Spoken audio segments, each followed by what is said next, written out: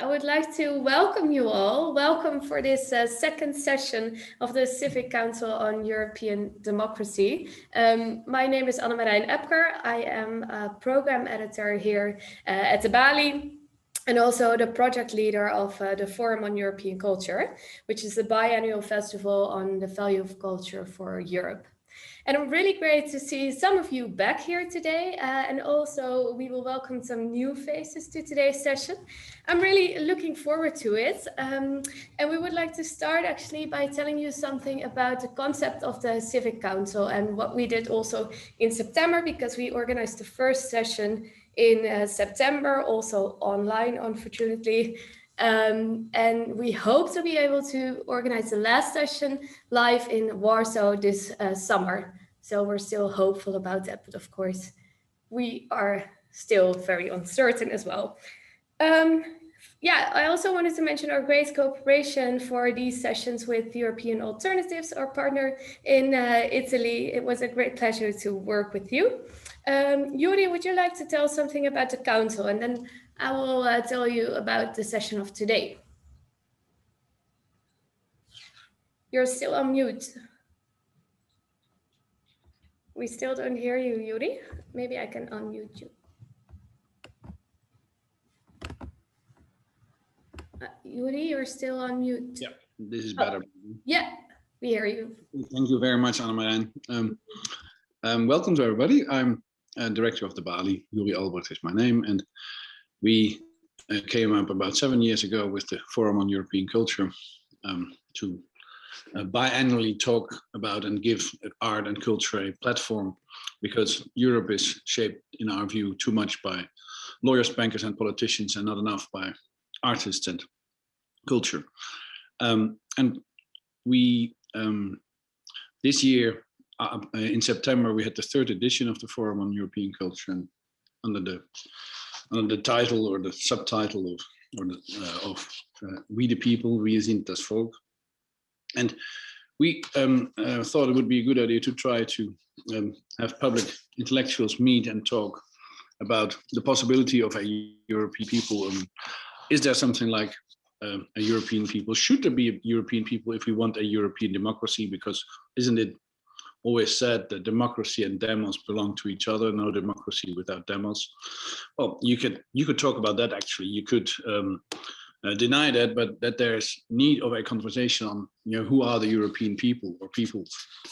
We thought would be obvious and about time, and done by people all over Europe and not by the European Commission or anybody else.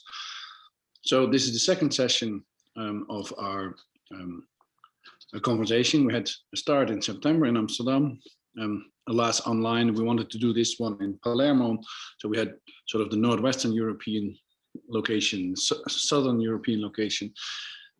Now we're doing it online, everybody from its own home. I'm very glad you're here, and we hope that we can do a physical meeting in Warsaw later on this year, but let's see whether that's possible or not. So thank you very, very much for joining in.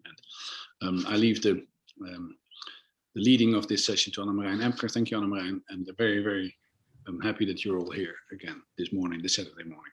Yeah, thank you so much, Yuri. And then about the session of today, because of course the overall question of the Civic Council is actually how can we make our democracies function better? And yesterday we focused on the question how we can hold our politicians accountable in these times where we aren't able to physically meet each other, and we're just not sure on which kind of information they base their decisions. And today we will focus on another question, and that is actually how can we make sure that the interests of all groups in society are well represented in our political systems and in our democracies? Because what we at least see in this time is that especially all the restrictions also due to the corona measures have an impact on anyone, of course, everyone in Europe, but we also see that some groups are more heavily targeted than others, and these are the vulnerable groups in society that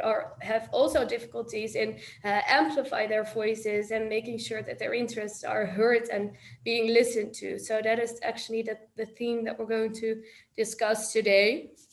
And we have some great speakers again today, and I'm really happy to introduce them to you. We will start with a keynote by Lina Isa. She is an artist and a theater maker working in Amsterdam, in Palermo, and also in Lebanon sometimes. So she's really she's contributing with a lot of perspectives, I think. And Barbara Lena Keddy will reflect on Lina's session. So we will ask her to reflect on what Lina just proposed. She also prepared a wonderful reflection, and we will also listen to Geraldine Schwartz, who will tell us something about her about the way we look at democracy, and also the distinction between a history-based democracy and a future-oriented democracy. And she will tell us a little bit more about that in the middle of this session. And we would like to end the session in 4 working groups, which I will tell you more about later on in the session, where we will try to formulate some concrete recommendations to politicians. And we will use a Jamboard for that, where you can put post-its on, just to assemble all kind of ideas of which concrete recommendations we could send to our politicians. So that is about today. Just a few practical things before we start with a brief introduction round. I would like to welcome all participants, so both the people who have been joining us already yesterday, but also the new people that are joining today. A really warm welcome to all of you. And also a special welcome to our fantastic graphic facilitator, Marina Roa, who will be making illustrations during this session.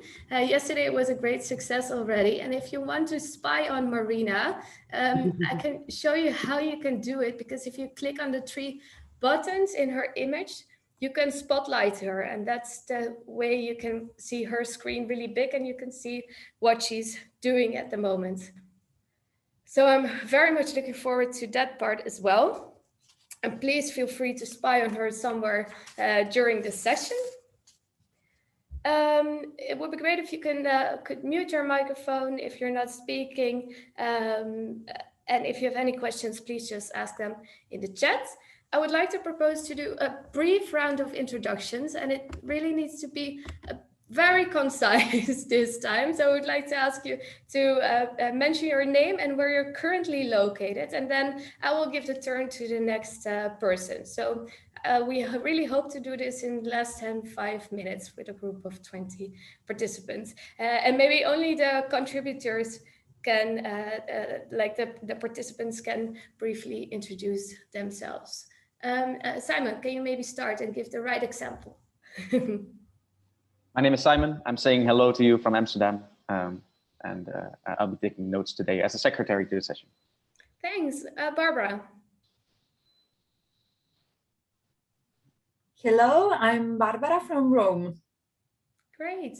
And Marina? Hello, I'm Marina from Madrid, from Senstripe. Virginia? Hello, I'm Virginia from Catania.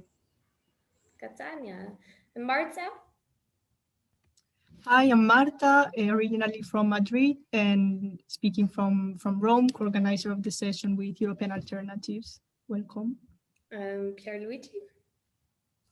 Hi, I'm Pierluigi. I'm currently from Enna, Sicilia. Thank you. Mario? Hi, I'm Mario, also from Enna right now in Sicily. Great. Sebastian? Bastiaan Rijpkema from Amsterdam.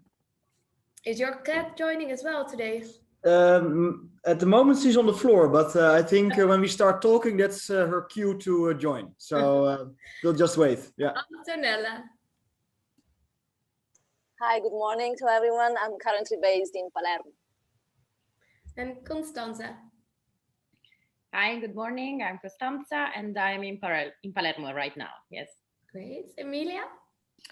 Good morning, everyone. I'm Emilia and I'm speaking from Palermo.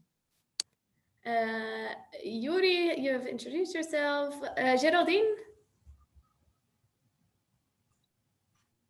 Yes, hello. I'm Geraldine. I'm French and German. I'm based in Berlin, and I work in Berlin. Great. Lina? I'm at the moment in Palermo. Georgia? Hi everyone, I'm Georgia from Palermo as well. From Palermo. Daniela? Hi, I'm Daniela. I'm currently in my kitchen in Palermo. Sara? Sunny kitchen. Good morning, everybody. I'm Sara from Palermo. Great. Andrea?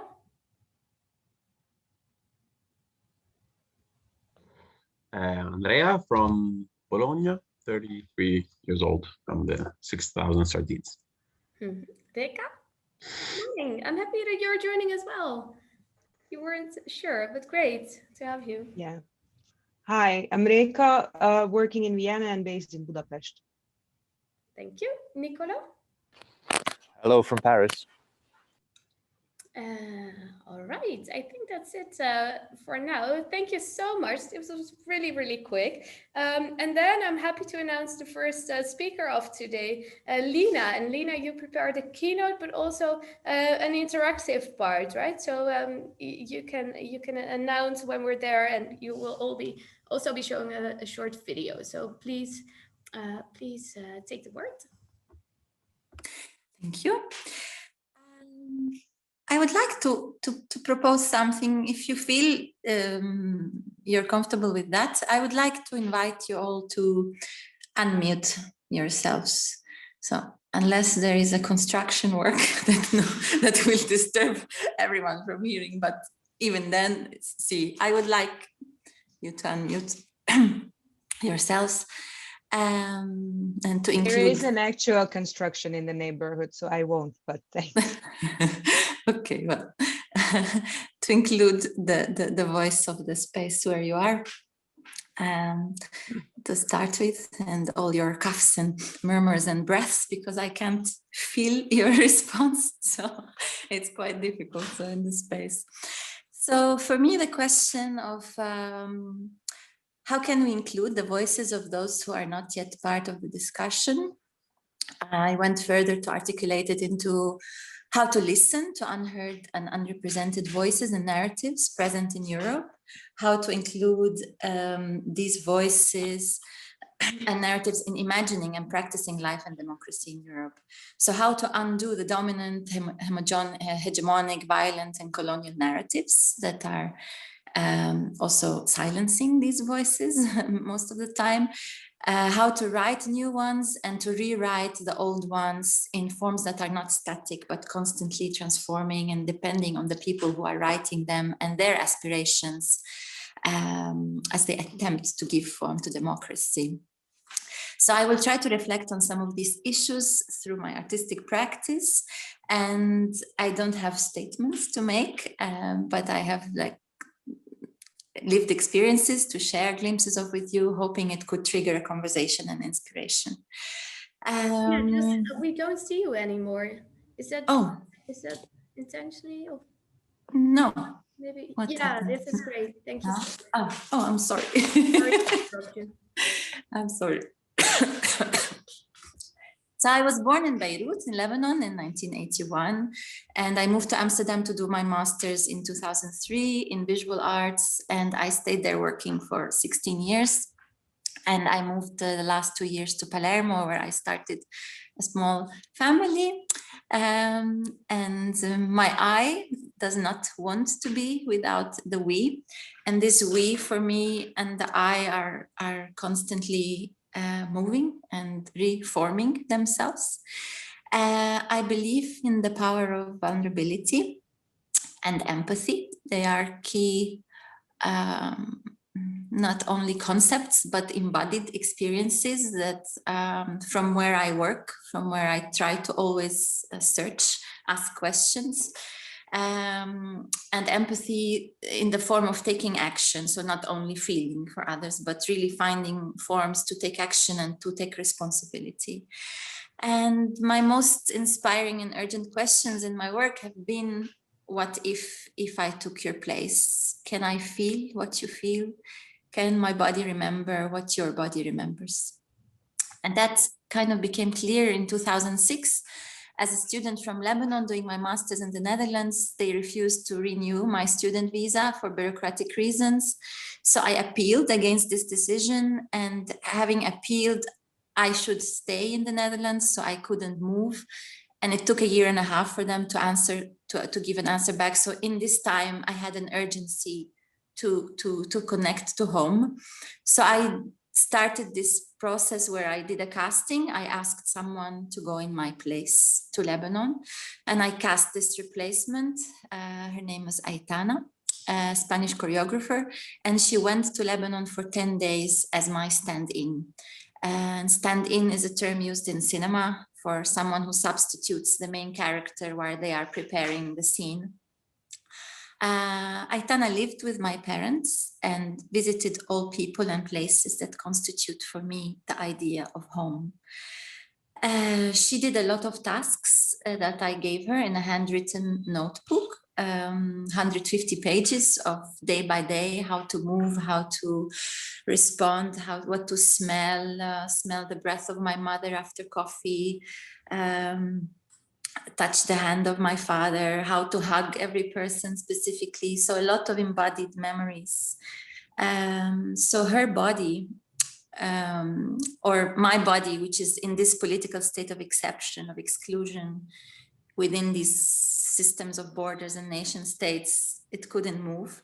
Her body could move. And in this process, this refusal or these borders became a generative space where we could negotiate the idea or the construction of identity, where we could also remove identity from its locatedness in a certain place, in a geographic place, and also from its singularity, from being fixed. It opened the wide dimension of empathy and co-authorship to explore. So what did she remember for me, through me? What did I remember for her, through her? All the others involved there, but also all the audience later that were a very crucial or very important aspect of this partners in this experience, because they also stimulated us to generate questions and experiences and reshape or actually to explore further this performativity of identity and place, and also stimulated them to reflect on their way of remembering, of creating narratives. So after a few years of this project, I still in this experience of being a migrant, being dislocated somehow, I placed an advertisement in the newspaper asking people if I could take their place for an hour, a day, or a week in one situation or another in their life. So this kind of location or geography became more the body or the place of someone else, of a stranger. And I replaced 13 people in different situations and roles in their lives. And whether to disappear in the life of a stranger or to perform better than them, their own lives. Some of them were kind of making this comment. So all these were confrontations with the vulnerability of this construction we call identity or subject. And it offered a very interesting, intimate way of listening to each other, to what we embody, and also trying to feel what another feels. It was a real profound displacement of the I, of that what, and an attempt to include also a multiplicity of other bodies, of other subjects, of other locations, places, sorry. And to include also my migrant body in places where actually maybe it could seem not welcome or not easy to find its own place. So maybe we could look at this as a form of democratizing the self, decentralizing it, including other selves and voices and realities into it. And for me, it's very important that this strive for democracy does not become a way of confirming or empowering certain identities or privileging some or assuming that some are better or some ways of life or values. So it's something that cannot be taught or imposed or multiplied. It's something that needs to happen by practice, no? And by being in relationship with others. So that's kind of the core also of my practice. And in the line of these practices, of these projects, if you want, I arrived to a form of working with others, also with groups, like also with journalists or activists, also festival audience, we're also kind of still testing this idea of taking in the story or something of someone else and conserving it, also within the context of migrants being a threat to national identities or to certain cultural heritage that certain groups or the country is kind of attached to. I was thinking, what if we memorize the stories of others? If I would learn, so in this workshop, you would learn the story of someone else, memorize it, and retell it in the same spot to another person. And in this process of trying to learn, to listen, to be attentive to which words, how do people articulate themselves, the intonation of the voice, and to carry it, like to put it here, and then to share it. Again, within that space of responsibility, maybe we can start to care, to preserve each other's stories and beings, but also allow ourselves to transform them. Because with our voice, with different words we use, this is what happens. So I'm running out of time. My alarm was on. Okay. So, so this part is mainly what I just told you about, is a practice of inclusion and aspiration for democracies through unpacking the self and the systems of constructing identity. But next I will say two things about two other projects which are more practice of inclusion within institutions. One is referring to a project I did in Amsterdam at the medical school, medical university, where I was invited first to do one intervention, and then it became a 6-year process where we worked together with students, doctors, directors, teachers to decolonize, if you want, or unpack the curriculum, which is very white Western idea about body, but also about sickness, about health, but also in most of its cases and representation of body in the books, in the way it's told. It has a very dominant norm, which is also the white male mainly as well. So it was an amazing process where really it took a long time also for many students and teachers to acknowledge whether being discriminated or being oppressed or being discriminating. And it was an interesting collaboration between those who represent the dominant norm, whether they are students or the teachers, and those who do not. If we will have time later, we will show the video. Otherwise, I will share the link with the people and they can watch it entirely. Maybe I think it's better. Yeah, and the other project, what do you think, Anna-Marie? Yeah, I think it's good to share maybe the link in the chat. Maybe Simon could do that so people can watch it afterwards. Yeah.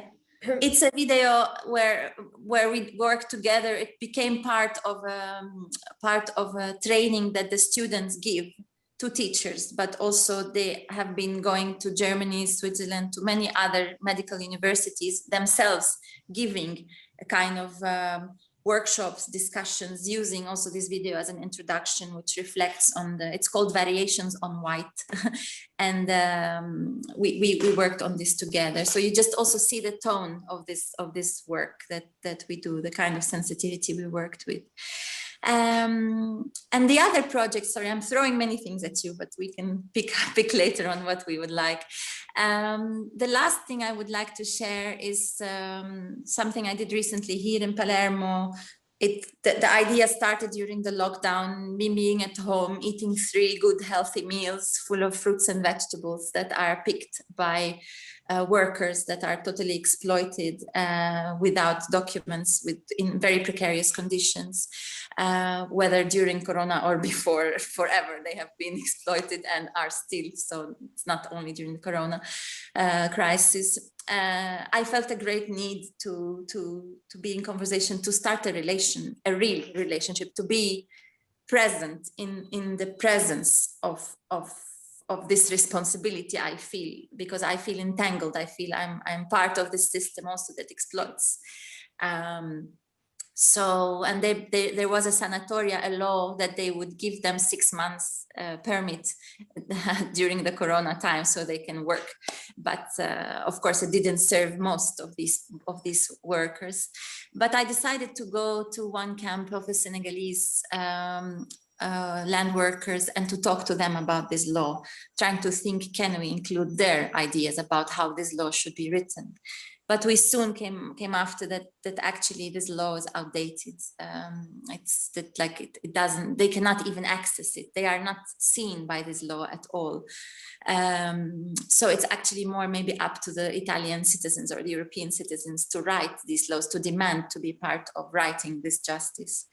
And what we did is actually try to connect to their identities, to their selves, that they cannot establish an identity here, and they cannot also connect to who they are there back home. They are cut off, both living in this limbo.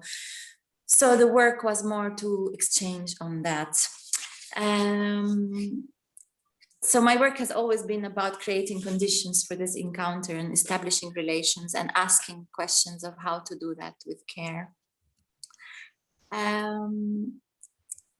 I would like to propose my proposal to continue this conversation, these 2 hours together, is to take 5 minutes, each of us, to visualize someone that you feel has to be included now here in this conversation, or some part of yourself that you would like to include here or in the political life or in the social life we live. And to invite this person by visualizing them, by calling their face to come in, to arrive to you, and to close your eyes maybe, and to be with them. And then to type in the chat, maybe not in fragments, but just type everything you would like to type and then send a description of this person, maybe a very brief one. You could start with a name, you could start with the age, you could start where you feel you want to start, and also maybe one line inviting him, her, them, saying, I would like to meet or to encounter this or that in you, or to include this or that.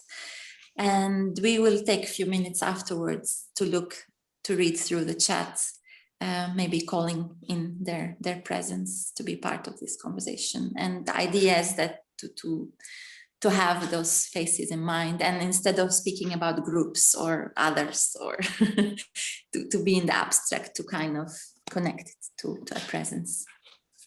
Thank you so much for your attention. And yeah, do you agree? Would you like to contribute to this proposal, to pick it up? Yes. Yes. Yes, of course, yes. You're all muted still? Oh, yeah.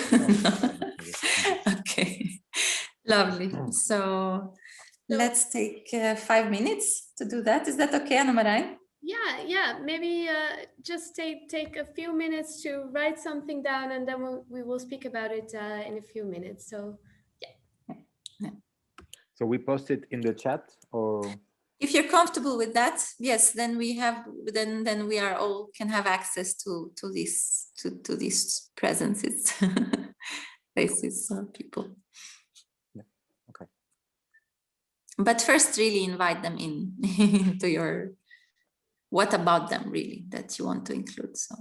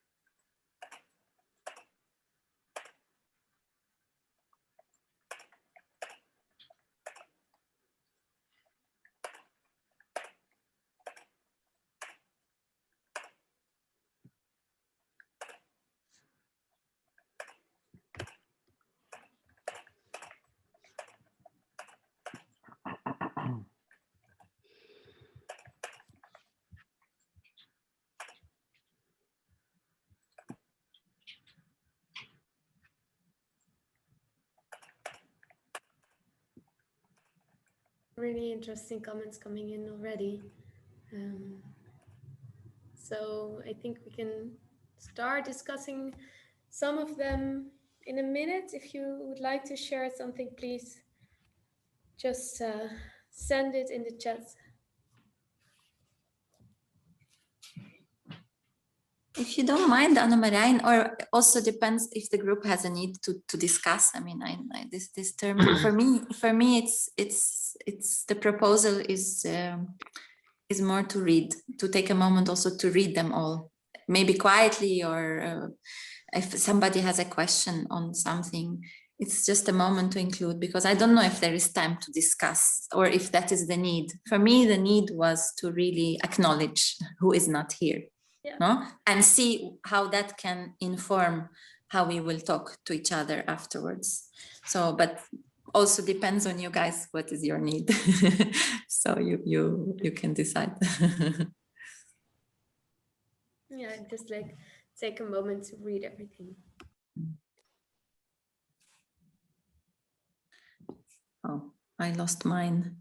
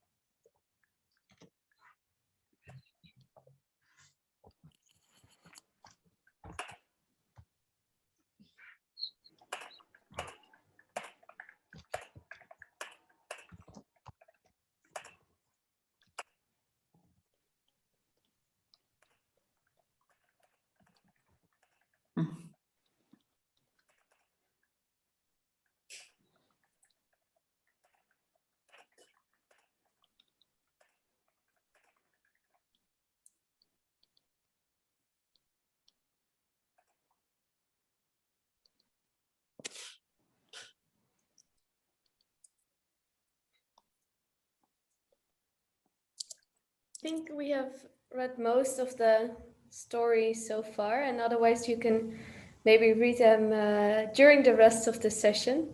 I think it's really great that we have invited, that we have doubled the group with a lot of important perspectives and a lot of important persons. So thank you very much, Lina, for this this introduction and this opening statement. Is there anyone who still has a question on this specific part? To Lina. No.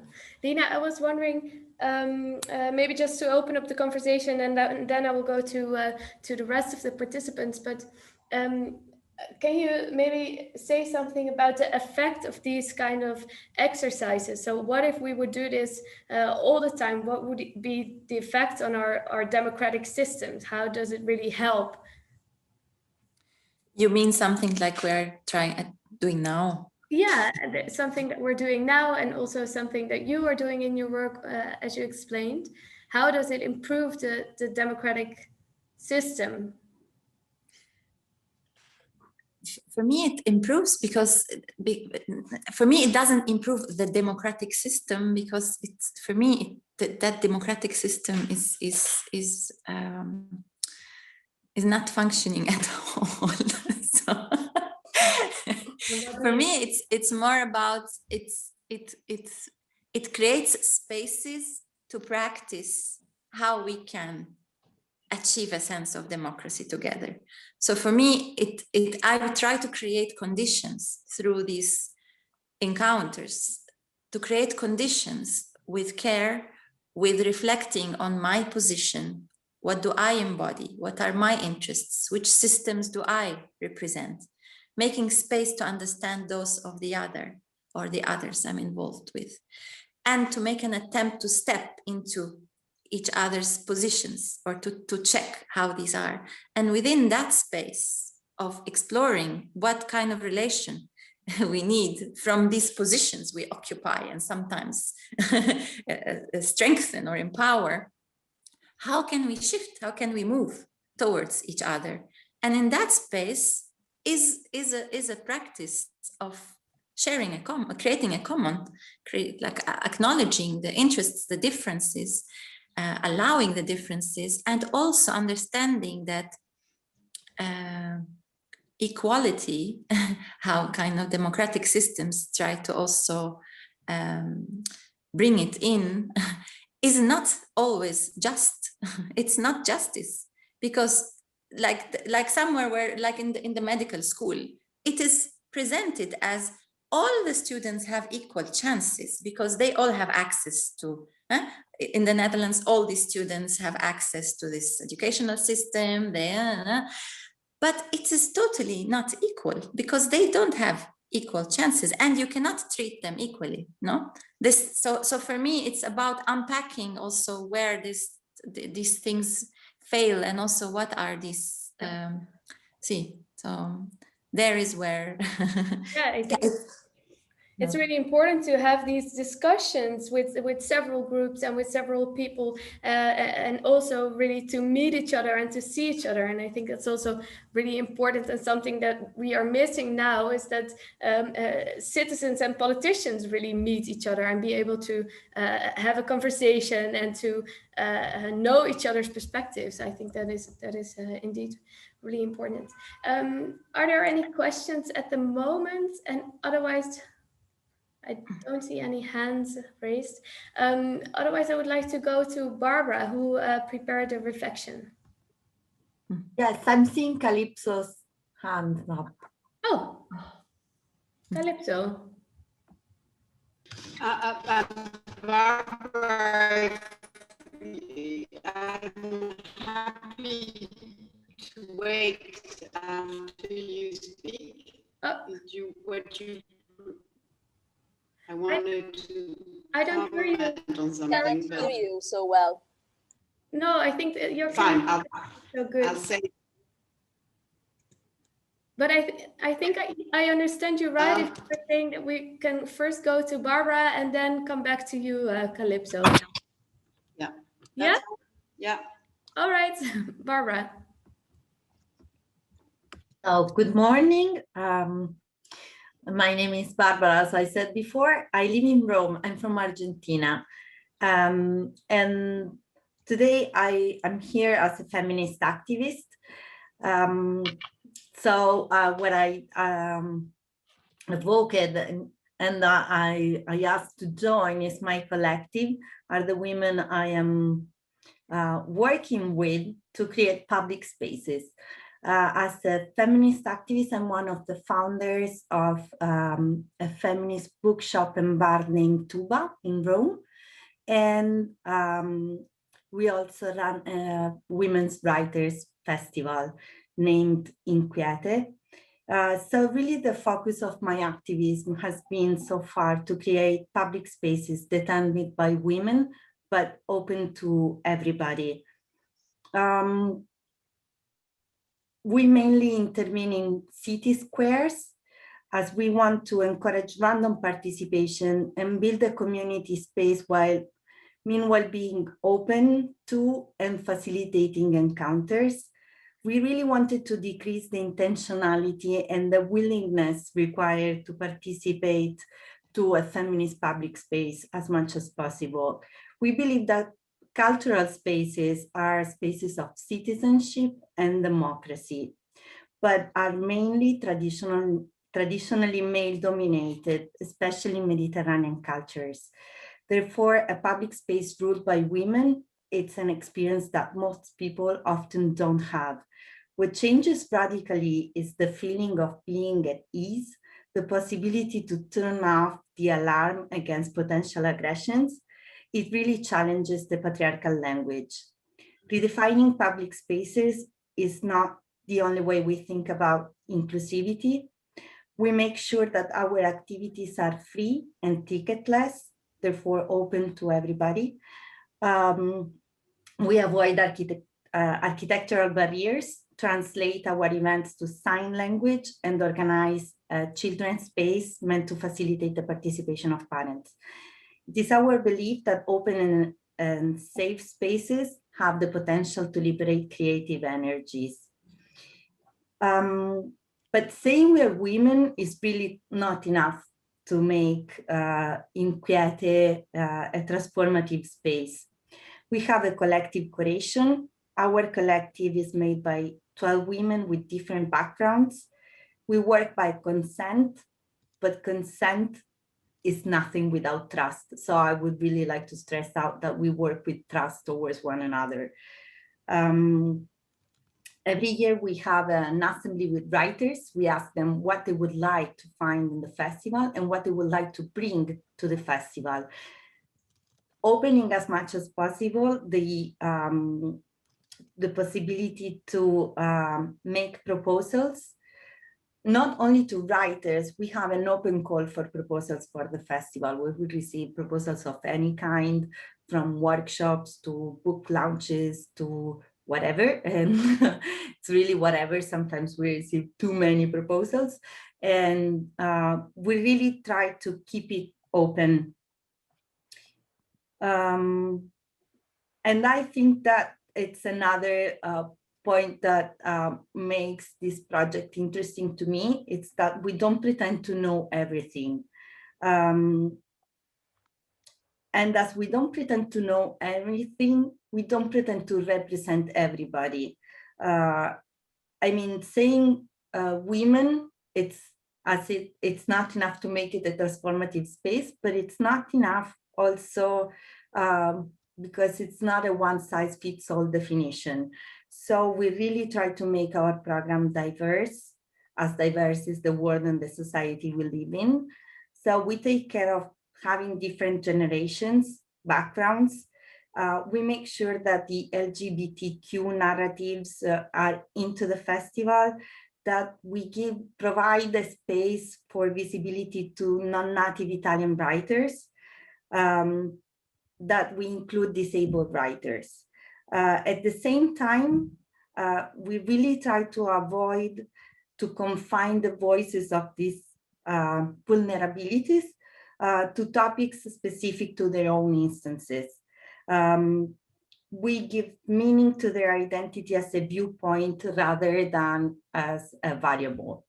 I hate it when I'm invited as a feminist to speak about women all the time, and I try to avoid to have, like, for instance, Black writers speaking always about racism in Italy, because I think that they have things to say about their own work and literature besides the racism that they can experience.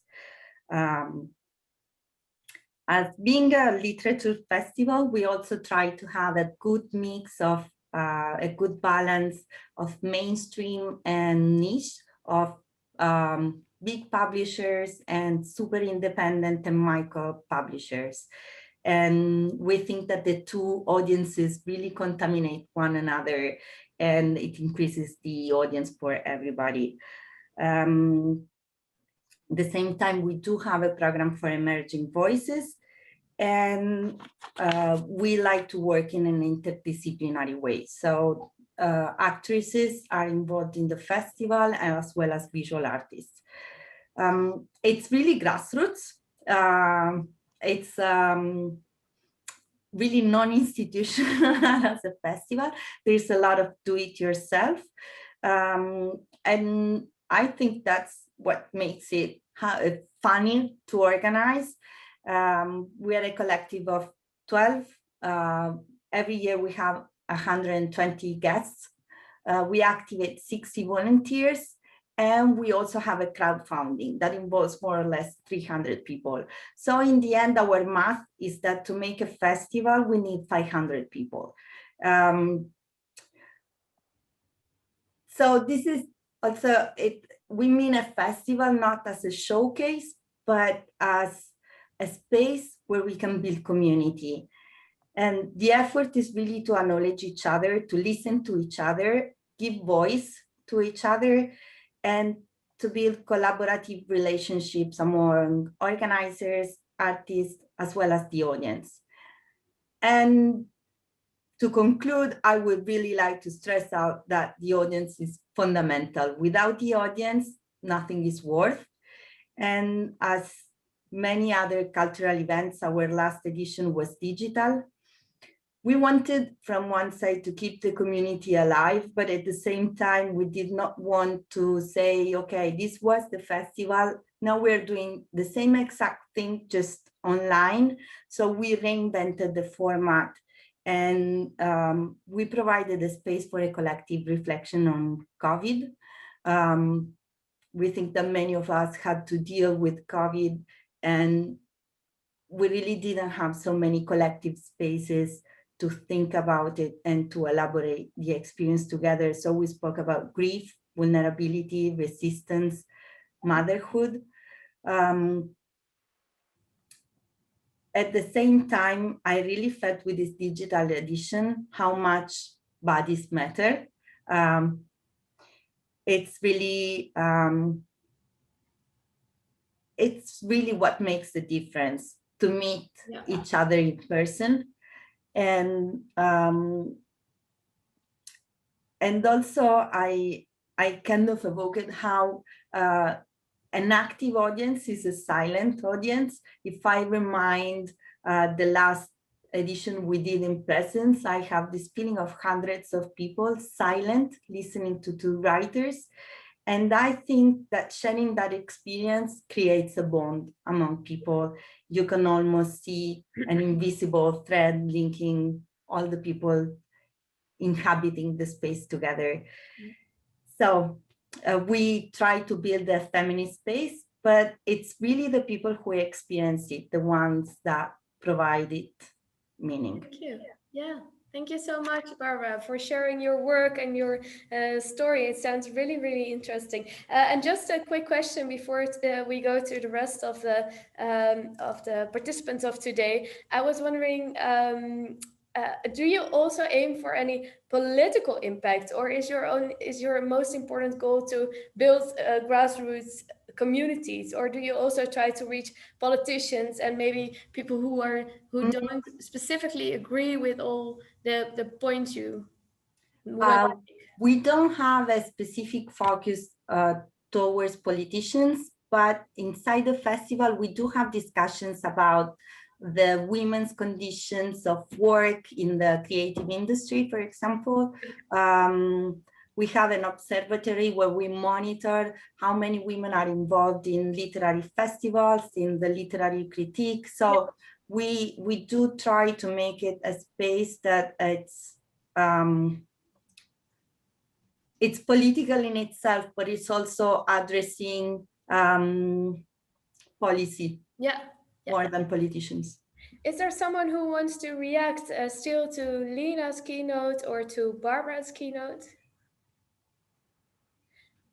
I also had a question, and maybe for you, for the group, because of course we saw some beautiful examples of cultural performances and festivals and things we could do. But looking at this question, and we also have Bastiaan Rijpkema here, for example, I'm also curious what kind of institutional things we could think of when we're trying to give a voice to more people, or to show the interests of also the more vulnerable groups in society. Bastiaan, do you have an idea about that? Yes, maybe a few thoughts. And maybe it's more related to the specific groups I was thinking of also in my reflection that was asked by Lina. So in my own visualization, and because it's, of course, the things you visualize are also very close to your own experience and the things you are working with. And for me, very important is, I think, to include also new generations. So I was thinking about my students in my visualization. So these students are coming to Leiden from all over the Netherlands so in my case, to participate in our master's program. And I think they are having a particularly hard time because I don't want to sound too dramatic, because a lot of the other experience that were shared, I think also in the chat, but also in the talks that we heard before, are much worse, I would say, than the position probably of my students. But I would also not want to take it too lightly, because they come from all over the Netherlands, and they leave behind their friends and family and connections to start a new intellectual part of their lives. And now I speak on a very regular basis to my students over the phone, and they are completely isolated with no new connections. They are in this new life, but it's not a new life, because they don't have the things they came for, the intimate connections with a group of new, fresh people that are thinking about how we should realize all kinds of things in the world. And in particular, I think they are feeling that they are not heard or seen that well by national politics in the corona situation. So, and that's how it links, I would say, to the institutional question, because one of the avenues in my work now is how to make democracy and our parliament more responsive to the questions of new generations and more long-term questions. And one of the things I've proposed actually also in the Bali before, in I think December 2019, in a session on Karl Popper, actually, I proposed that maybe our Senate in the Netherlands, we should exchange it or swap it with a different institution, namely a future chamber, so that we should make the Senate into a chamber that is assembled by lottery, so not by voting, but by lottery, and that their only task is that they should reflect on questions for not the next 5 years, but maybe the next 30 years or even longer, and that they have an extra check on the more representative lower house of the parliament. And of course, there are much more complicated details of how this institutionally should be shaped, this proposal. And there are proposals that are being done that are going in this direction, also in different places in the world and also by different thinkers. But I think such an institutional quite strong change might be necessary to make our politics more susceptible to long-term challenges, and also to make a politics that is more susceptible to the questions of very young people that are indeed our most long-term investment. Yeah, I think you mentioned young people, but of course we mentioned very different groups already today, which actually need to be better represented. Just a quick question to you, Bastian.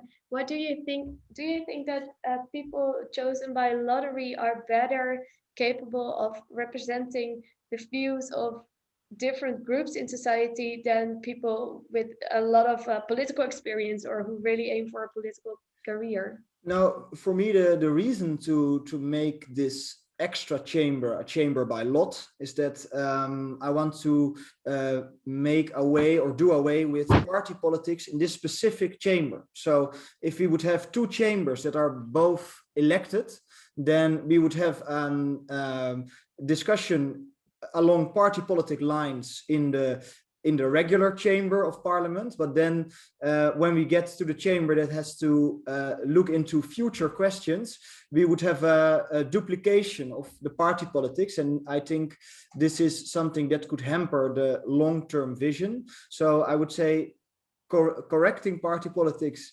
in the one chamber with a chamber that is selected by lot can really realize this correction and not duplicate the party politics dynamics of the regular chamber of parliament. So it's a combination. Yeah.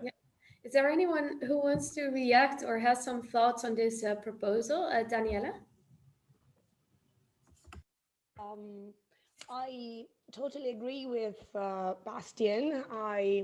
My students are much younger than yours, Bastian, because they are between 10 and 14. But I think it's not only politicians who don't listen to them, it's the adult world.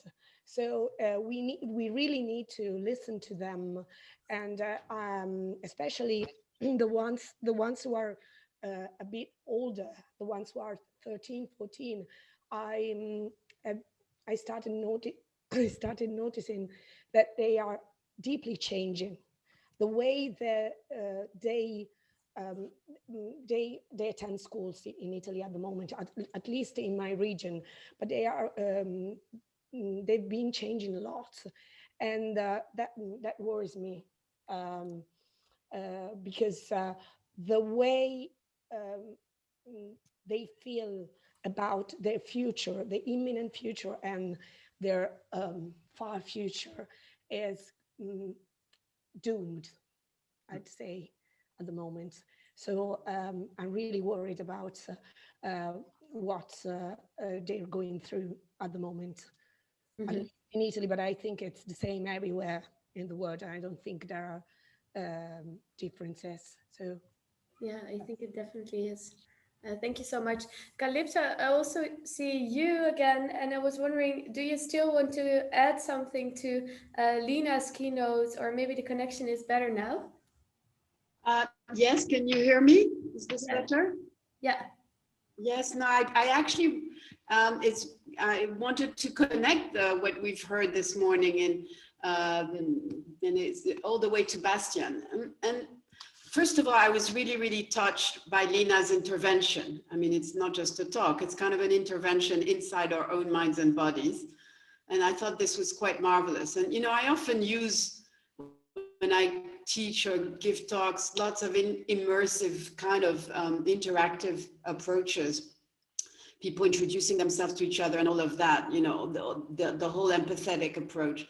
But I think this way of convening the other or some other or my other and making him or her the other of somebody else because I'm writing about them is very profound. And your own story, Lina, is your whole journey in doing this, you know, making explicit what many of us try to do in various ways, but you share it and expand from it. So I thought that was brilliant.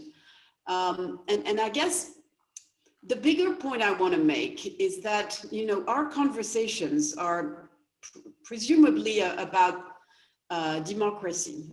And the question for us is what is the balance between the horizontal and the vertical, if I can put it in these kind of jargony but simple ways. Because the story that Lina is saying, and also the story of Barbara and her festival that sounds so wonderful, you know, are horizontal stories. They are about society really not only knowing itself and acting through that knowledge. What Castoriadis, the Franco-Greek philosopher, called l'institution imaginaire de la société.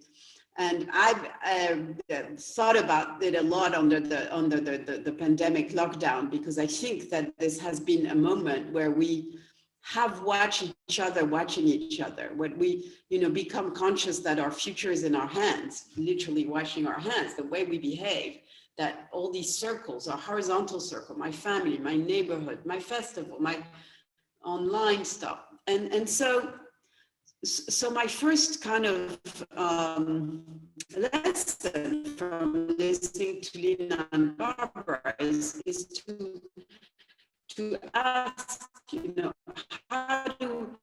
how do we use these experiences as a mode of, you know, societal contagion, empathetic contagion, beyond the, I know you have 300 people, but and to Bastian, I would say that it's only through this this mindset and this practice of horizontality that we can really do the kind of democratic innovation that you're very rightly talking about. And there are many attempts to introduce the long-term future in our democratic logic. Wales has some really interesting stuff, and there are all these experiments, and we do want the next generation.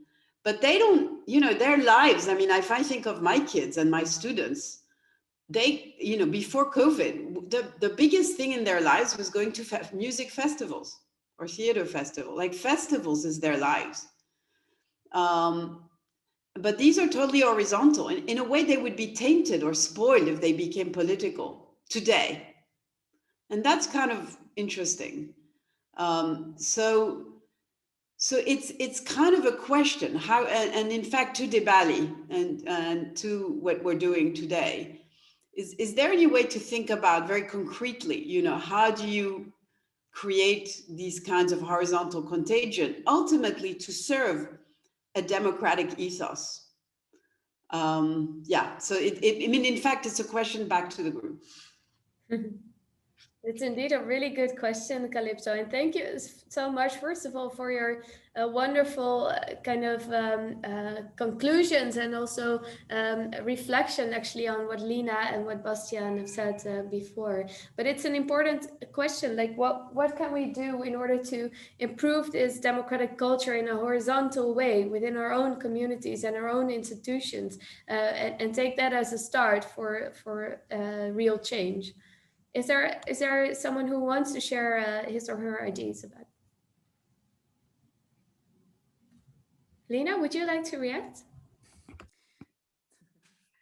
I don't know how, I mean, the Bali has also a lot of work to do to kind of diversify itself. I mean, there's a lot of work within also institutions that are very active. No, what for me, what I also wanted to add, to keep reflecting on is this idea of representation, no? Because for me, it's at the core of my struggle between it's actually also sorry, my terms are like more in the poetic, but for me it's a painful space. Representation is the space of pain. It's not a neutral space. It's so for me the work of representing someone else, or trying to write a law that represents underprivileged or like this kind of abused people, these exploited people, politicians who represent, no, like this idea of democracy as a space where the people are represented. for me already that space of to unpack this idea, what does it mean to represent, is where from through my work is the proposal, no, this idea of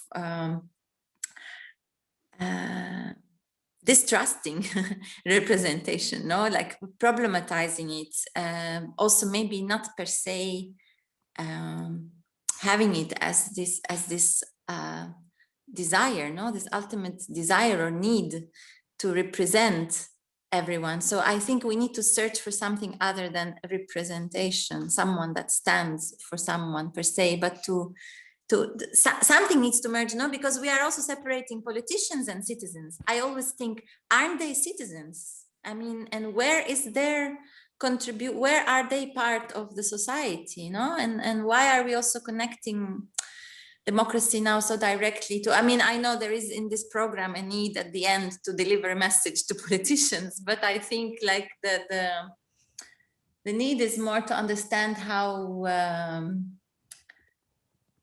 I'm not so interested actually in there is so much work to do besides beyond, and there's beyond their representation of us, because I don't believe in it. I mean, it's like for me totally failed, never really worked so well. So we need to find other systems, I think, of representation. And I think you already started with that, Lina, in your work, right? That's what you're doing actually, to try to find other ways of engaging with each other and having a conversation. Sure. It's a pity I don't see people raise their virtual hands at the moment, but I heard that Nicolo wanted to contribute something. So I would like to invite Nicolo and then take a small break of 10 minutes. Thanks. I mean, I see a couple of other virtual hands in case you don't see them. I see Reika's hand and I see Antonella's hand. So I'm passing the message. Thanks, Martha. Zoom is sometimes playing tricks on us. I also wanted to pay testament to Lina's approach. I think it's a beautiful way to open up a conversation. One thing I noticed in the last week was there was a Eurobarometer poll done, as there regularly are by the European institutions, this time on the future of Europe and people's priorities for the future of Europe. And a little bit unexpectedly for those of us that have to follow these polls for professional reasons, that one of the main priorities that came out this time was people said our priority for the future of Europe is having comparable living conditions between countries in the European Union. And I think that that is a basis on which Europe really can think through its future. Maybe it took a pandemic and 10 years of catastrophic policy failure at a European level to deal with crises which have built one upon the other, not to mention the situation of the most vulnerable, for people to start to actively compare their living conditions and perhaps realize that unless there's some common decent living conditions, well, at some point it's not just other people's problems, it can also become your problem directly. That's the kind of revelation that health crises realize to us. You can try to distance yourself from the poor conditions, but at some point the poor conditions will also catch up with you, whether it's a pandemic or in other ways. And so comparable living conditions emerges as a priority. And I think it's also a realistic kind of approach because it's not totally abstracting from people's personal self-interest. No doubt each of us has a self-interest in having decent living conditions, but also making the comparison with others. And then I think that, you know, if that's our starting point, we have to acknowledge that in Europe, broadly, there has been a spectacular increase in inequality, a dramatic increase in poverty, of course, particularly amongst the most vulnerable groups. And as I said, there's been what I would characterize as a catastrophic policy failure to deal with it. And, you know, if we wanted to have a sense of how far we are in the European Union from adequately dealing with these things, well, You know, look at the United States, which just this last week was able to pass a $2 trillion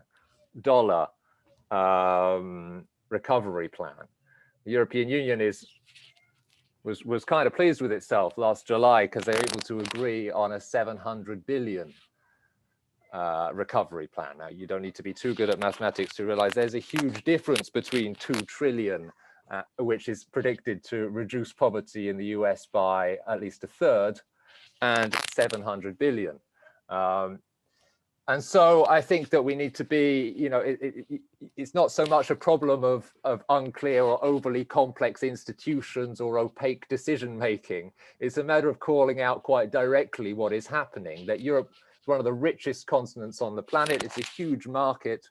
It has the resources to address these problems, whether it's poverty or the scandalous way we treat migrants or investing in our children's futures. But it chooses not to for the moment, or it chooses to only to do it in a very symbolic kind of way. And starting from that common realization, then I think we can build political power, to call it directly. We can build political power amongst not only the dispossessed, but also all of us who are scandalized about this. And then we'll be able to do something about it. Thank you so much, Nicolo. So start calling out the problems we're facing in Europe now, and start change from there. I think that's a good statement. I would like to announce a short break of 10 minutes. So I hope to see you back at 11:23. And then we go to the second part of the session, and we will listen to Geraldine Schwartz, who prepared a statement on European democracies and the future of our European democracy. So I will see you back in 10 minutes. And please also feel free to take a look at Marina's work in the meantime.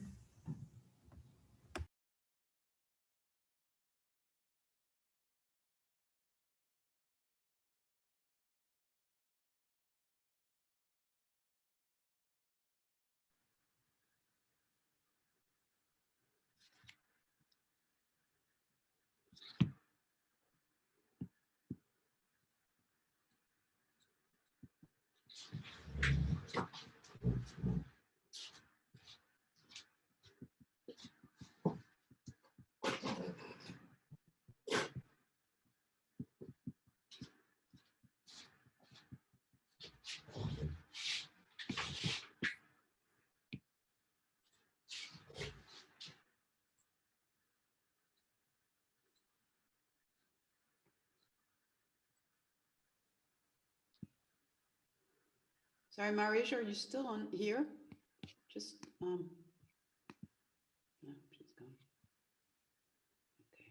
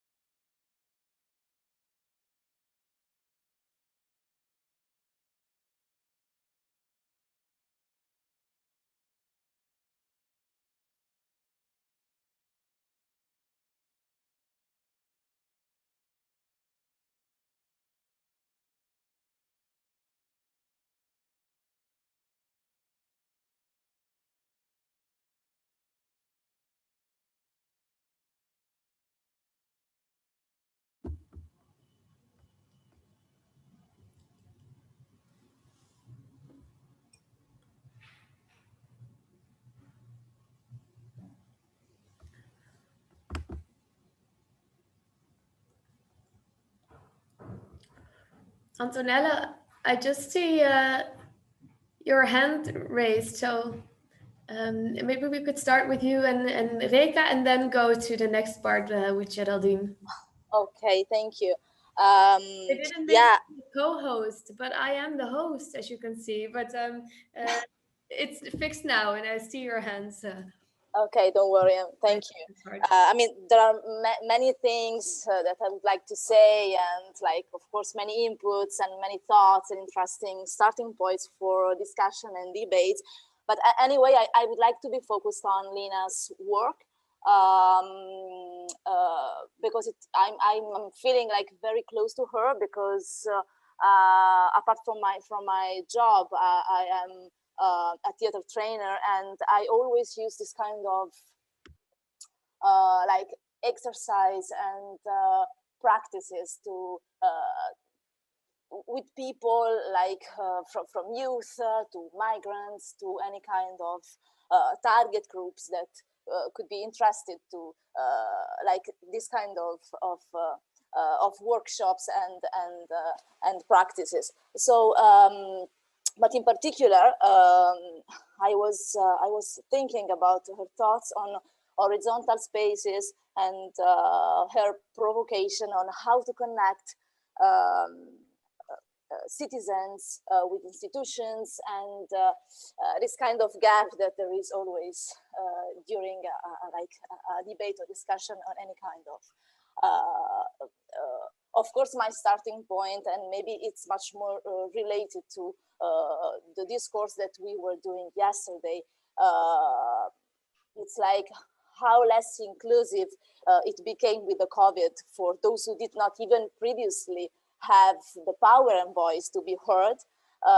Because for me, like the COVID-19, it's a Pandora's box. So a Pandora's box of inequalities, injustices, and social gaps, gender issues, etc., etc. But this is another, maybe another starting point for the discussion. It's a sort of statement. But by the way, the Lina's work like reminds me an experience that I had during a conflict mediation training course for a gender perspective. I mean, I took part in this training course like a couple of years ago, and for many times. Like it was a very explosive experience because we were women coming from all the Mediterranean area countries, and our cultural diversity, our religious differences, our heterogeneity was our power, and with like a common denominator being women together in the same place. So it was a very great experience, and like once we did this exercise of like putting yourself in someone else's place to imagine what it would be like to be someone else. And you just imagine that we were coming from Italy, from Greece, from Egypt, from other countries, from Middle East and Tunisia, and from Palestine and Israel. So, I mean, we did this exercise, and of course, you just imagine what came out from that exercise, because the Palestinian was putting her shoes in the Israeli woman. So, I mean, at a certain point, we got stuck, because when we were acting, like pretending to or representing like a normal citizen, it was much more like okay, like it was quite okay, because we were discussing as like a normal debate, an horizontal. Okay, it was like quite like engaging, but still okay. But when we were doing, like when we were acting as institutions, we got stuck because we were starting thinking about agendas, and then political decisions, and then I don't know, the Palestinian was saying, okay, I am like an Israel political representative, but I don't know how, and I don't know why I acted like this, and this, and then vice versa. So I mean, we got stuck because it was very difficult.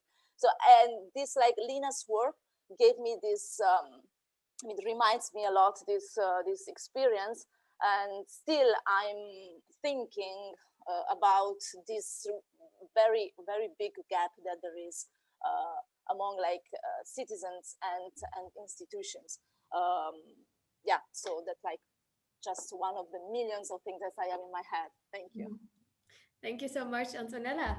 And it also sounds like a great opportunity maybe for a future cooperation or a project together. Yeah, Lina, just to respond, then we go to Reka, and then we really go to Geraldine, because we have a packed agenda for today, but I want to give you the opportunity to react. Yeah, I'm just wondering, Antonella, about how these institutions we can still we can blur their kind of body as a closed fixed thing, no? Because they are, once we kind of through these practices kind of make them into persons. Positions again, no? So for me, then this gap, it's different when you do it with one person who represents or feels that they represent an institution, or you start to work with the institution as a whole on many levels, no? Like we did in the university, no? Because then you start to feel that you are part of this place, but you are also part of the society. And the very interesting thing was that many people said, yeah, but outside the school, I do differently. At home, I follow other norms. But why you don't bring these norms here? Or actually you do bring them, but you are professional and neutral, and you are leaving them at home. But they are constantly informing the decisions and the way you choose your vocabulary, the way you dress yourself, the way you enter the room, all these things. So for me, it's a gap, but it's also not a gap, you know, and how we can do this work on all these kind of levels within the body of the bodies of an institution. No? But thank you, great. Thanks, Lina. Reka, the last words in this part of the discussion for you.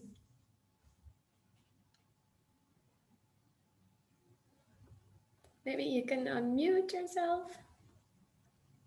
Can you hear me now? Yeah. Yeah, the different devices get caught up with each other. I hope the drilling is not too loud.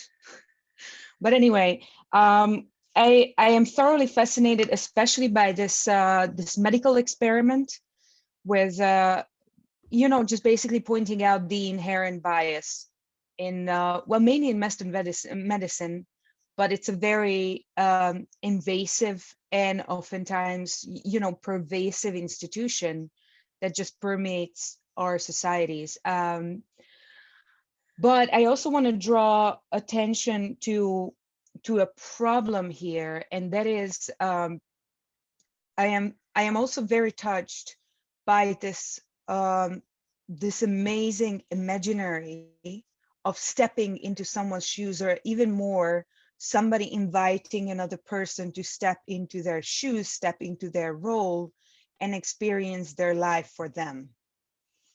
But I think there's an extreme and very important difference between somebody asking for it or volunteering for it, and then directing the experiment, and between somebody, let's use the word for the lack of a better expression, sort of self-appointing themselves as a representative for someone they are not, or someone they are not of, right?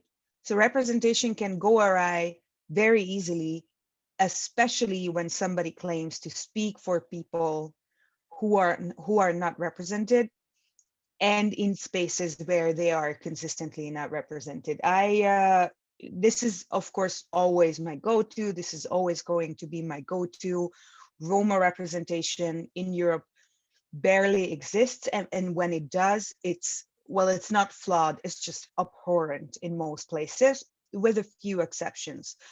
There's school curricula studies that prove this, and you know, we all have lived experiences of at least Roma missing from this discourse or being used as scapegoats. Now the trouble is someone from a privileged position or just a very different position cannot effectively speak for them, I think that would still be ripping people, unrepresented people or marginalized people of their own ability to speak, right? So the only responsible decision here would be to push for these people to get their fair place to speak for themselves. Now, that's a very tricky thing because there's a long path to get there. And many of us, myself included on multiple occasions, can be accused of virtue signaling or speaking for people without being appointed and so on. And these are all fair criticisms. So I do resort to the very practical examples that I can bring up as an editor and as a contributing writer for years on end, that whenever you step through a corridor, as you do, because somehow editors at some point realized I'd say 6 or 7 years ago, that maybe women can actually write opinion pieces for the paper that I first started to write opinion pieces for. And it just occurred to them that it's humanly possible. So when you do step through that door, you need to make sure not to close it behind you and to push for the people who couldn't have yet come through. And it's going to be a long process and they're going to find you annoying. But I really recall one of the first conferences I ever went to was like a young anarchist, and being so impressed by a man on a podium of all male speakers saying that there's no woman here on this stage, so he wants to give up his space. And he was immediately told off by other very aspiring anarchists to cut the crap and just sit back. And so he did. But it was just this half attempt was enough to earn my friendship ever since. Now, this is a very sad place, of course, that you have to make do with the little that you get. But I think, since then, yesterday we talked about women's representation as something that is self-explanatory, that is necessary. I think we've come a long, long way, and it needs to be celebrated and remembered duly so that we can gather the energy for the further steps, which are a lot. Sorry, that's all. And Reka, can you also maybe give us an example of how you are trying to do that in your own work, because you're the editor-in-chief of Eurozine, and how can you open doors for other people? How do you do that? Yes, I think as an editor, in most cases, the most important thing is to not only commission from the people that you already know and have heard of. That's always a huge mistake. And preferably, if you want to provide representation to certain groups, maybe ask people from those groups who they would recommend and not resort to the ones that you already saw on TV or read an article from. That's, of course, a first step. I think since Eurozine is mainly publishing in English, although in multiple languages, also beside the English, but our main surface is in English. One of the most important things that we also talked about at the previous iteration of this event is to keep the language barrier open and put up with the authors not being 100% native level proficient. Of course, there's other barriers too. So when commissioning for the Roma Holocaust Remembrance Day, for instance, last year, I did wait multiple months for the designated author to submit their piece. And I have gone through a bunch of people by the time we actually get there to have it materialized, because, and it is a very true phenomenon that, for instance, scholars of this field, especially, of course, Roma scholars of the field, are terrified to publish in more mainstream outlets than anything very academic, because they are bullied very heavily and they can expect the repercussions, quite like, a whole lot of women would love to write, but they don't feel like they can put up with the level of trolling or bullying that they are going to get, and they are going to get it. So I think, a more involved support and an understanding for why people take long, and it may not be operative. That's kind of a starting point. I really shouldn't be thinking that I know what they're going through. I may understand some of the aspects from parallels, you know, being an Eastern European woman and having experienced this sort of power position in that. But honestly, I think it's just, it's probably reminding oneself that it's not my experience that is the most important here, I guess. But that's a very vague answer. Thank you. And I think it's really interesting indeed that you mentioned that we should give up space. Yesterday we spoke a lot about that we should take a space to speak out, and I think it's really important that we're mentioning here today as well that we should sometimes give up space and give space away. So I think that's really interesting. Thank you so much, Reka, for this reflection. I would like to ask Geraldine Schwartz to present her statement of today. And maybe you can say a little bit more about what you would like to share, but of course it's based on your book, Those Who Forget, translated in English, which is a family history story. And you have been in the Bali 2 times already in the past years, but maybe, so we know the story, but maybe some of the other participants don't. So maybe you can say something about the book and also related to what you would like to say today on the topic. Yes, good morning, everybody. Thank you very much for the team for organizing this very inspiring event. Well, I'm French and German. I live in Germany, and I've written a book about how Germany and other countries in Europe faced their fascist past after World War II and what impact it has on democracy through political education of citizens.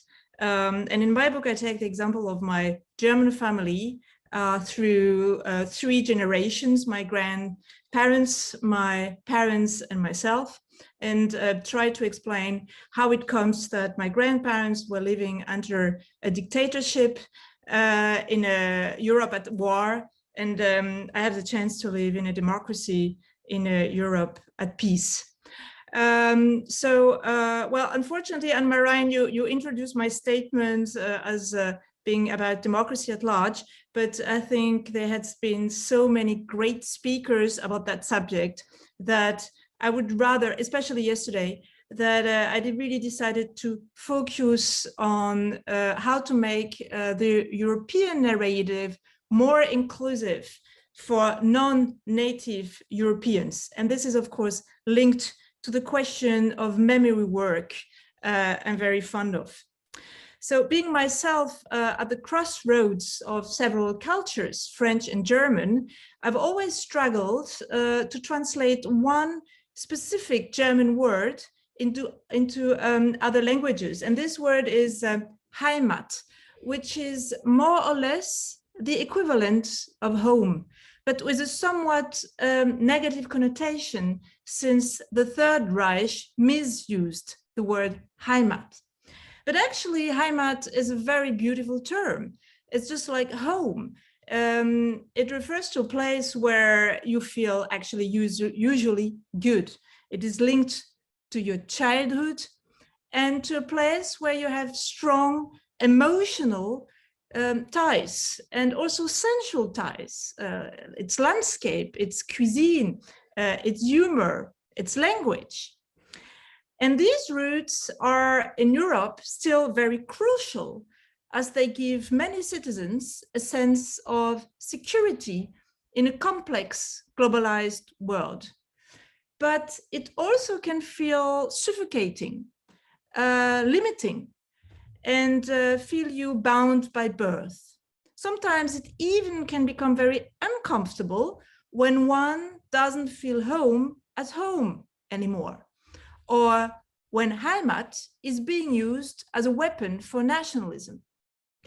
And this is where Europe can intervene by offering a second home, not in the sense of replacing the first, because as I said, the first is very important, these roots, but of completing it by being the Heimat of choice, the home of choice.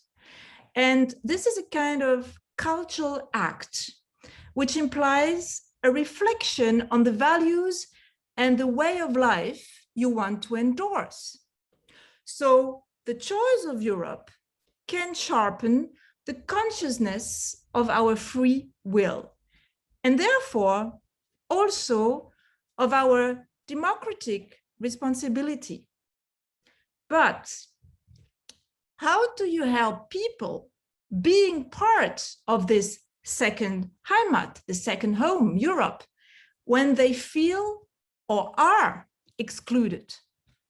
How can Europe avoid defining Heimat by criteria of inclusion and exclusion, as many nation states do? Many citizens feel excluded from Europe for different reasons.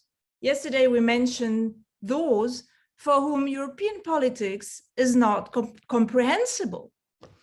Today, we mentioned also those who don't feel socially recognized, acknowledged. I will try to focus on those who feel excluded because they are not part of the European narrative. I'm speaking about the non-native Europeans and their descendants. So contemporary European identity was mainly built on the memory of World War II and fascism, on the Holocaust, and also the Cold War. And this helped setting standards and concepts. Whereas the American dream is to erase each one's past in order to give a chance to take part in a common future wherever you come from, the European dream is the idea of all sharing a common history, inseparably linked to a common utopia. So, how do those who don't share this history and the dreams it shaped can feel included? Europe has to make room, this was already mentioned, making room for these other memories coming from migrants and their descendants. And actually, there is a very natural link between many of these migrants' memories and Europe. And this link is colonial history. But this common past is painful. Nevertheless, it is not doomed to create the tensions we are experiencing today with the debates around the so-called cancel culture, Black Lives Matter, or the tearing down of statues of colonial heroes. But because this memory was long thrust aside by the Europeans, it is coming back like a boomerang and threatening to divide parts of our European societies. Of course, it is hurting for native Europeans to take the role of perpetrator in history. And maybe that's why the memory of World War II took so much space in the last 7 decades, crushing other memories, because at least in World War II, there were also heroes and resistance and victims among Europeans. Whereas in the colonial and slave history, the role of Europeans is pretty unambiguous. But if we all want to live together in solidarity and mutual understanding in Europe, this past needs to be part of the European narrative.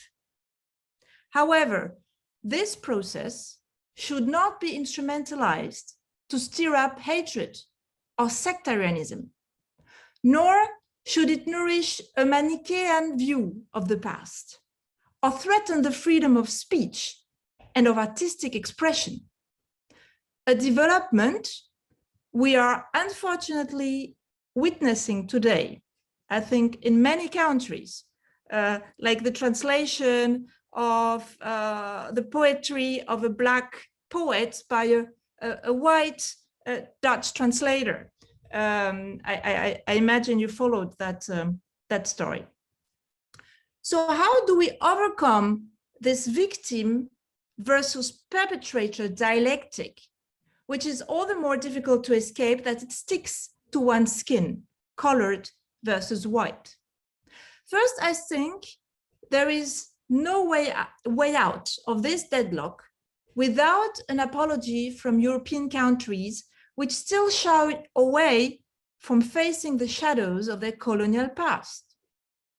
The acknowledgement of the suffering of the victims of colonialism and slavery is indispensable, very crucial, even if the primary victims are not alive anymore, because memories of past violence are handed down in the families through images and stories, but also embodied behaviors. Second, a way to break this colored white antagonism would be to draw analogies between victims of colonialism and European native victim groups like LGBT, Jewish communities, women, victims of social inequalities, in order to create a multiracial and multicultural solidarity, which would therefore not be directed against Europe, but within the frame of Europe. And this could help to shape a more inclusive European narrative. Third, such a European narrative should not lead to the other extreme I've mentioned before, censorship or the so-called cancel culture. It should help establish an intercultural memory dialogue. Education, museums, memorial institutions, NGOs, politics of remembrance should adopt a more transnational and transcultural approach in order to find a common ground for all Europeans and try to mobilize our common memories of violence. Most of European countries and most of non-native Europeans have experienced wars, oppression, dictatorship. So it is about mobilizing this common memory to empower change, to raise an awareness that everybody has a role to play to shape a more democratic and inclusive Europe. And I don't know if I have still 3 minutes, Anne-Marijn.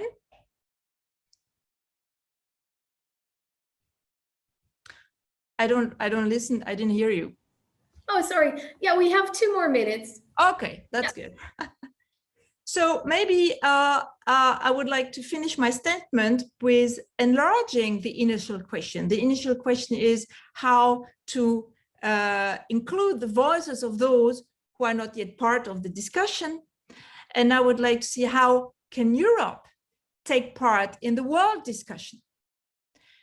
What changes in Europe can also have an impact much beyond its borders, and much more than we think.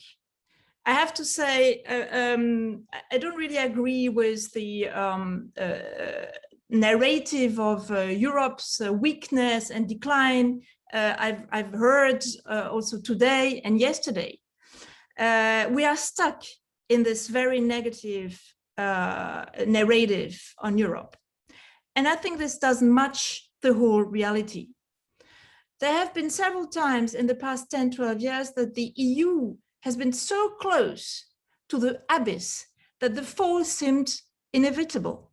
As a matter of fact, it didn't fall, which is quite extraordinary when you see all the conflicts we faced. And the Brexit actually helped to increase solidarity and visibility. And today the EU is no longer as faceless as it once was. But still, there is no widespread understanding of the European Union's weight in the world. Europe ranks among the top 3 economic powers of the world by all criteria. It is the most important export market for many countries, like the United States. It is Europe and not China, the largest partner in Africa.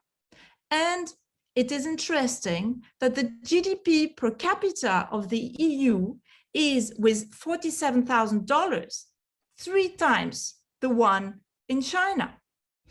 So why am I talking about Europe's purchasing power? It's because it makes Europe also a main global regulator in the world. There is a book about that, which I highly recommend, Anu Bradford, The Brussels Effect. She shows that by regulating the affairs of its internal market step by step, the EU is setting standards and criteria worldwide based on scientific, legal, and also moral competence. And this, whether it's chemicals, hormone-treated meat, child labor, emission standards, or, very important, data protection. Anu Bradford concludes in her book that in a way, the European Union makes the world a little bit better, a little bit fairer, a little bit cleaner, and more sustainable every day. And this helps raise awareness in many fields. But of course, if Europe wishes to assert more firmly its model of an open and democratic society, as opposed to authoritarian models like China, then Europe must set an example by being more inclusive and living its democratic values unequivocally, including social equality, and communicating them to its citizens through education. Voilà, that was the positive note about Europe. Thank you very much. Thank you very, very much, Geraldine. It was really, really interesting, this contribution. And I think it also very beautifully built up on the conversation we had yesterday and the conversation we had this morning. So thank you very much for that. And I think it's really interesting what you say, that Europe should set an example, and that you also showed 3 very concrete things we should do, and that we should acknowledge our history on one hand, that we should draw analogies between different victimized groups in Europe, and I think it's also really interesting that you show how we should keep on having conversations with each other and not build our own walls and hide behind it. I think that's really beautiful. I can imagine that there are some questions or reactions or reflections to this specific statement. Lina.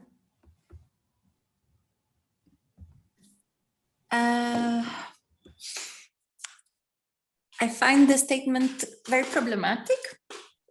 I'm like jumping on my seat. For me, like the idea of speaking about the colonial as past, as memory, is really problematic. The colonial is still happening.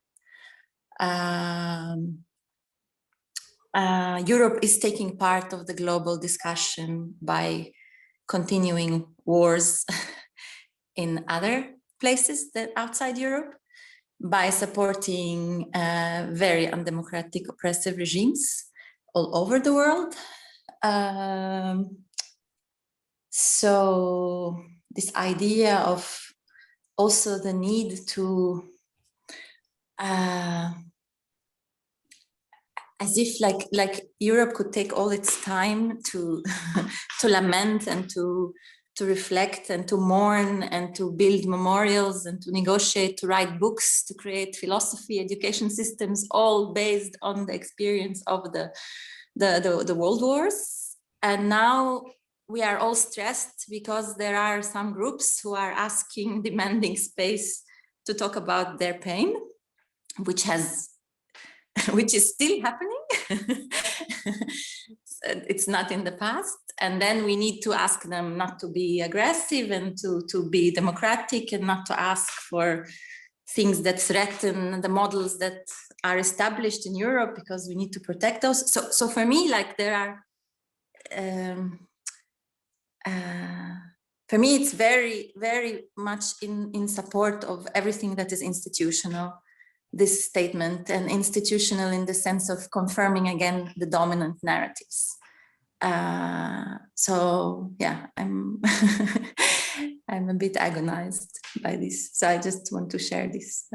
Yeah, so Lina, if I'm hearing you well, you say these colonial structures are not only something of our history, which we should remember, but we should also acknowledge that many of these structures still exist today. I think that might be a good addition to actually to what Geraldine just said. I think it's a good point. Thank you so much. Maybe I should answer to that. Yeah, Shirley? Yes, I'm afraid there might be a bit of a misunderstanding. Maybe I'll send the text again. Actually, the idea is to change the narrative. And the narrative of Europe, we should not underestimate how much history plays a crucial role in this narrative, and how much it is a criteria to feel being part of or not being part of.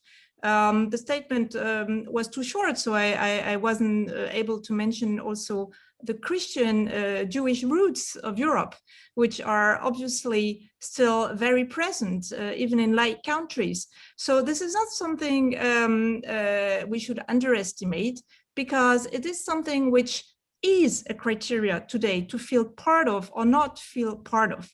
So it's all first about the past, because we are the result of our past. So I'm not saying that today there is not something like discrimination or supporting countries which are dictatorships, but let's start at the beginning. Let's start where it actually started.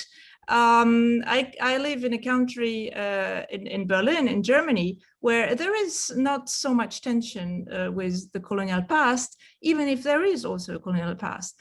But I'm coming from France, and I can tell you the fact that France hasn't properly faced its past, its colonial past, is one of the main reasons why there are so many tensions in the society. It is about, and this is why I can't really receive your critic, because it doesn't match to the reality of what I said. I can't actually accept that countries don't acknowledge the suffering of the victims, you know. It is very important, this step, in any, even when in a personal level, when you quarrel with somebody, or when you feel that you have been mistreated, this step of looking at the past and first acknowledging your responsibility in the past for a situation which still today has a lot of impact. This is where we should start. Geraldine, it doesn't have impact. It's still ongoing. Colonialism is still ongoing. Yeah, France still colonizes all of Africa. It's also colonizing is ongoing in the way the French with Algerian or Moroccan or Tunisian background who live in France are kept in certain positions in the society totally. So apology is not enough. I'm not saying it's not enough. And I'm more for a nuanced approach, because I don't think it actually helps the debate to radicalize and diabolize. To say that today it's colonialism is really relativizing how it was at this time. And I don't think it's actually respecting the victims of colonialism, how it was at this time, to say that today the victims of France in Morocco are the same as 70 years ago in Algeria. The victims in the Mediterranean are enough. We're afraid I'm afraid we're running a bit out of time, and I would like to thank you both very much for your contributions. And I think that it's indeed a really important discussion. And also, Geraldine, thank you for your reflection, because I can understand that a 5-minute statement is not enough to put all the nuances in. And Lina, I would like to thank you as well for pointing out that we should have an eye for the still existing structures which are really problematic. So I think it's really an important point you both make here, and thank you very much for that. I would like to go actually to the last part of this session, because everyone has to leave as well at 12:30, and I would very much like to encourage you to keep on having this conversation also after this session. But for now, we have to actually go to the last part and wrap everything up. And I would like to ask you to, we have prepared 4 breakout groups for today, where we will ask you to put on sticky notes concrete recommendations which we can give to our politicians.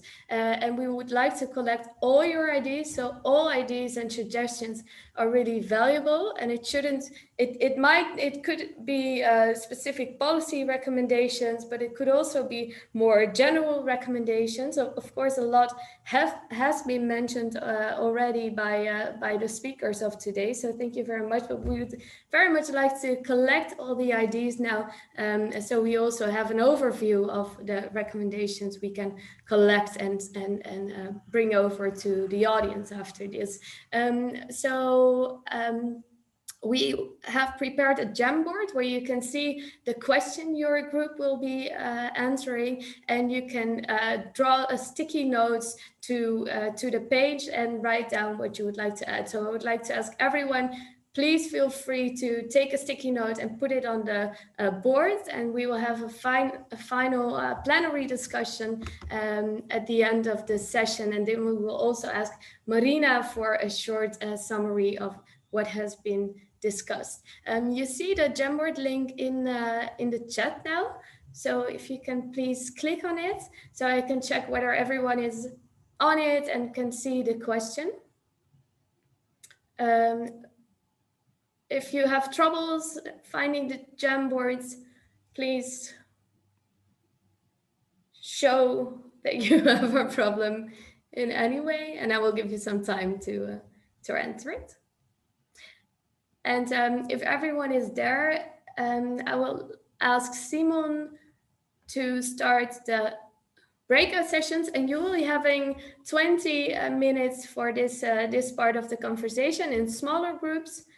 Each of the organizational team will take part in 1 breakout group. So Marta, me, Stefan, and Simon will all be in 1 group.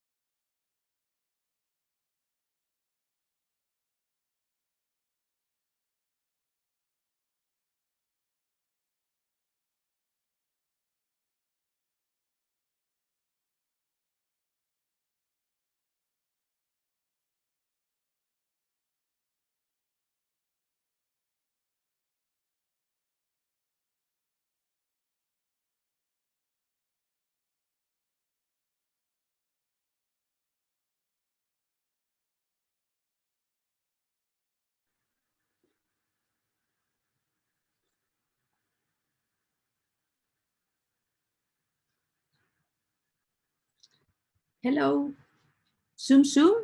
The person called Zoom. Can you hear me?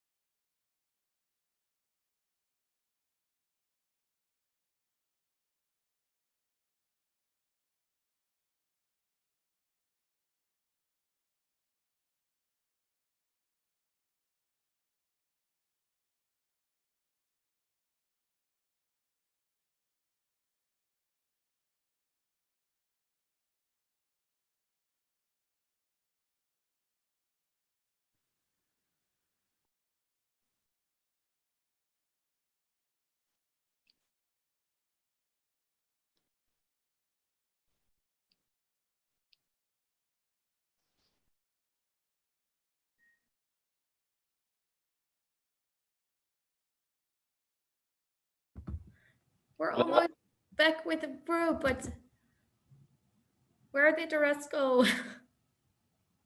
Usually these breakout sessions end automatically, and then you will all be back in the session. No, I see people that have to go through the waiting room before coming back. So I'm admitting people as we speak, and I think everyone should be back in a few seconds. Yeah, great. I hope it went well in the breakout sessions. We had a really interesting conversation, and also some really good recommendations to the European politicians. I hope you were able to kind of grasp and reflect on what we've heard during the sessions today and yesterday as well, and to try to formulate it into recommendations that we could do to our politicians, both on the national and on the European levels.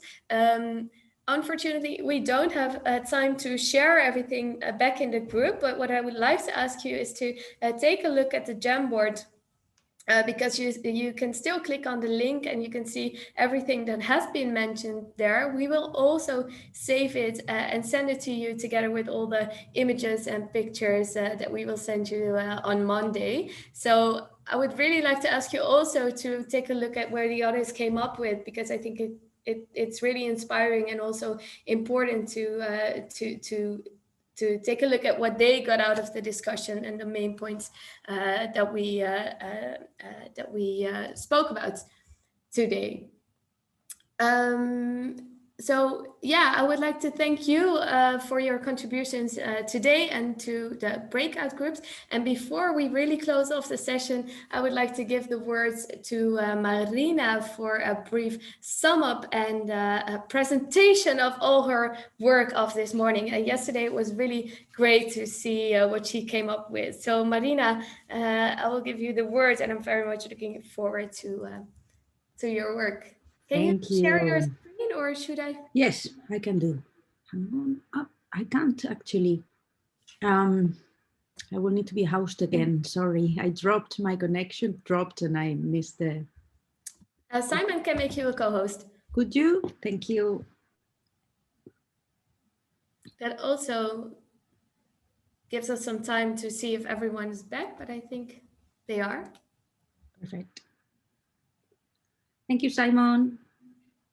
Okay, so there I am. So carrying on from our conversation from yesterday, the second part of the conversation with kind of a different question around how can we include the voices of those who are not yet part of the discussion? And we had the keynote of Lina Isa, how to include these voices and narratives in imagining and practicing life and democracy in Europe. And she was talking about a process that starts with deep empathy and the experience of a stand-on, to take someone to other person's place and wonder, what if I took your place? How does your body feel? What is your real experience? And get in touch with a deep listening, identity, the place of the identity, creating a democratic self, and creating new narratives and stories based on deep understanding of each other's experience. There was an invitation for all of you to double up and invite someone else to this conversation today. So we were many today here. And also we had a keynote from Barbara Kenny talking about an open space that is safe, that is welcome for children, for diversity, for new generations, with sign language and based on consent and trust, and where there is no potential aggression, and where they are aware they don't know everything, they don't represent everyone, and space for proposals and activities and culture, and there is emerging creative energy and action.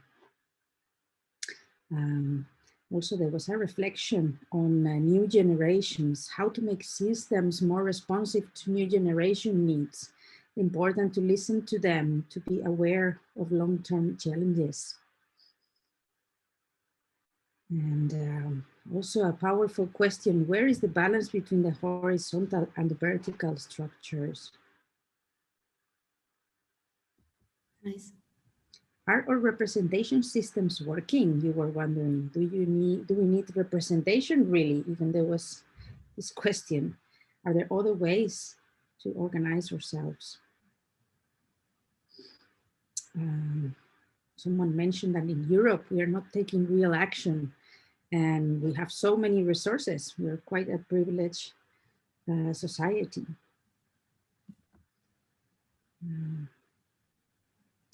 Also a mention of a chair that was offered to be taken by a woman. And I found that little story very, very interesting. Also about giving up space, right? Yes, exactly. Yeah. And then we had the keynote of Geraldine, society whose democracy is focused on shaping the future. And she took us on a journey on how to make European narrative more inclusive. How can Europe be a second home for those who are excluded and they are looking for a shelter, and how to build a common story, how to include the ones with a different story, and talking about painful past and how that needs to be integrated in the new narratives, and the importance of apologizing and creating a multinational and multicultural story together. And then you've been in your groups working about recommendations for national and European politicians that I'm sure were very enriched. And yeah, I think that's all I got from you guys. And thank you so much for these insightful conversations. Yeah, thank you so much, Marta. This was really, really great again, and I'm impressed by the way and the speed in which you can visualize everything and make a great summary of this morning's discussion as well. So yeah, maybe a big applause for you, Marina. Thank you so much for having me. Thank you. Yeah, thank you much. Thank you very much. And I would also like to thank all of today's participants who shared their very valuable insights, both in the keynotes, in the reflections, in the statements, in all the personal statements. And Lena, specifically, big thanks to you for your keynotes and for the collective visualization, as you called it before. I think it was really strong idea that we really multiplied the group and actually started with the practice that we need to do much more often, I think, also during our daily lives, but also when we look at politics. So I think it was another really important discussion today. We are going to write a report where we transcribe the discussions we had, which we will send to you later on. But we will first of all share all of today's images, etc., which you can also share via your networks and social medias. We will do some posts with some clips from this conversation next week. So also please feel free to share it. And as you know, our main goal of these civic councils is also to write a manifesto and to publish it after we had all the 3 sessions. And of course, we will share everything with you before as well. A big thanks. It was a pity that we weren't able to meet each other in Palermo, because I have the feeling that the sun is shining, and here in Amsterdam, at least, it's still raining and it's really terrible. So I really hope to be able to meet you someday live here in Amsterdam or somewhere else. And I would like to thank you very much again on behalf of the whole team of the Forum and European Alternatives.